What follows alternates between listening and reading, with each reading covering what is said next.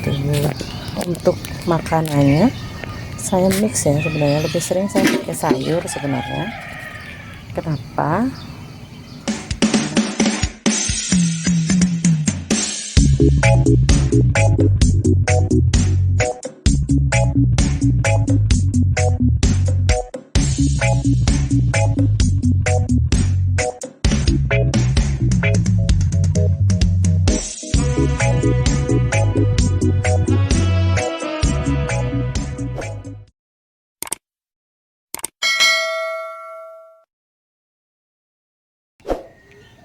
Selamat pagi kawan-kawan, selamat siang, selamat malam, tergantung teman-teman kapan menontonnya ya. Ini saya buat videonya pagi hari, baru saja selesai hujan, jadi semua tanaman basah semua. Oke, pagi hari ini saya mau cerita tentang lili. Jadi saya memelihara lili di kolam ini. Ini adalah kolam bekas, ini bekas bathtub ya, bathtub untuk kamar mandi. Kebetulan sudah tidak terpakai, jadi saya memelihara lili di sini. Selain lili, saya juga pelihara gurami di sebelah sana. Nanti kapan-kapan kita bicara soal gurami ya. Nah, lele ini, kenapa semua ikan ini, kolam ini saya tutup dengan besi, situ juga saya tutup dengan besi, karena di sini sering ada kucing. Kucing itu sering memangsa ikan-ikan di kolam ini. Jadi saya buka aja. Dengan ada besinya begini, kucing tidak bisa memangsa ikan-ikan ini. Itu lilenya, mana lilenya? Hai. Lilenya biasanya sembunyi kalau ada orang yang dapat. Dia pintar menempel di, nah, itu dia.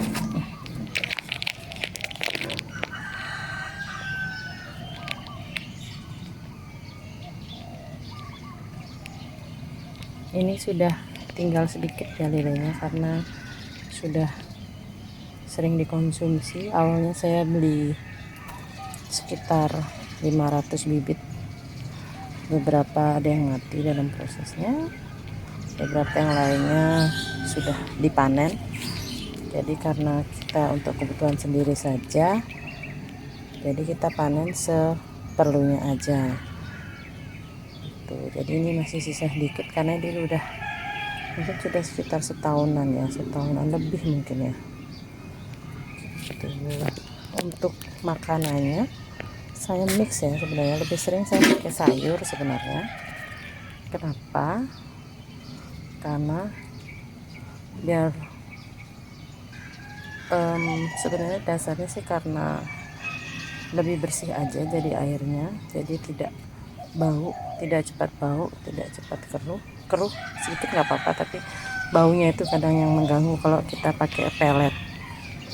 Cuman karena saya baca di beberapa artikel bahwa ikan lele itu tetap perlu protein, jadi sesekali saya isi pelet juga. Pelet itu kayak makanan buatan kemasan gitu, kadang saya kasih pelet juga.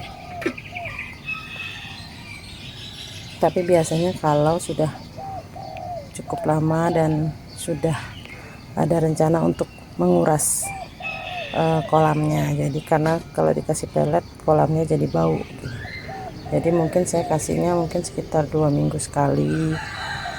Saya kasih dalam rentang beberapa hari sebelum sebelum kolamnya saya bersihkan ya, sebelum dibersihkan kolamnya. Jadi makanannya apa saja, antara lain ini kangkung. Saya beri kangkung di sini. Kangkung itu sekaligus jadi tumbuh ya. Jadi sekaligus untuk, kadang-kadang saya juga bisa panen dari kangkung ini. Kebetulan ini karena habis dibersihkan, kangkungnya juga habis diambil. Tapi ini jadi saya kasih makan kangkung sekaligus saya bisa sekaligus bertanam kangkung gitu. Selain kangkung, saya sering berikan ini. Kenapa saya tanam talas di sini? Karena talas ini juga cukup disukai oleh lele dan gurami. Gurami juga suka sekali makan talas ini.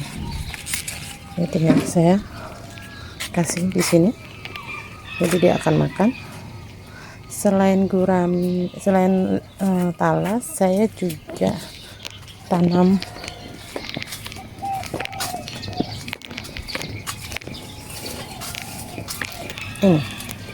ini adalah ketela rambat ya mungkin namanya ya. Nah, daunnya ini juga disukai oleh ikan, baik lele maupun gurami cukup suka dengan daun ini. Jadi kita tinggal potong aja dan masukkan ke dalam kolamnya. Jadi penggunaan daun-daunan ini untuk pakan ikannya itu membuat dia justru lebih tahan ya, maksudnya mungkin dari sisi kesehatannya lebih bagus. Ini berdasarkan pengalaman saja ya. Jadi kalau saya kasih pelet, kalau terlambat kasih makan, dia cepat sekali mati. Tapi ketika kasih daun-daunan agak dia lebih awet. Jadi kita kayak tidak harus kasih makan dia tiap hari, dan tidak ada ikan yang mati. Tidak ada ikan yang mati walaupun tidak dikasih makan, karena sayur-sayurannya masih ada di dalam kolamnya. Jadi kayak kalau saya tinggal 1 minggu itu tidak kasih makan karena lagi keluar kota, ditinggal pergi, saya biasanya kasih sayur dalam jumlah yang banyak di dalam kolamnya, dan ya itu saja yang dia makan dan dia kuat, tidak ada yang mati biasanya ikannya gitu.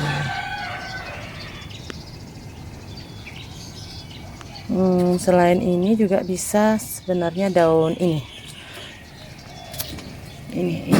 adalah daun apa biasanya pepaya Jepang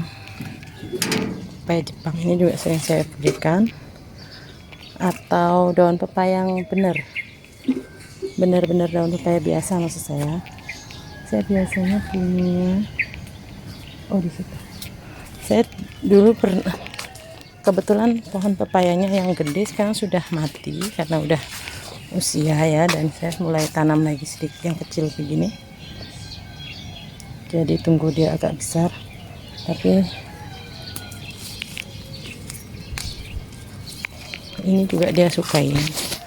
Tapi yang ini karena kecil aja ya, yang ukuran biasa juga itu dia senang. Dan daun pepaya ini menurut yang saya baca sih, ini berdasarkan pengalaman saja, menurut yang saya baca dia juga kayak mengandung zat yang membuat kayak anti jamur gitu untuk kolam. Jadi dia lebih aman, ikannya tidak bisa kena jamur, menghindari untuk kena jamur. Jadi perlu juga dikasih daun pepaya tuh. Jadi selain kenapa saya tanam pohon pepaya, selain daunnya juga bisa dibuat sayur.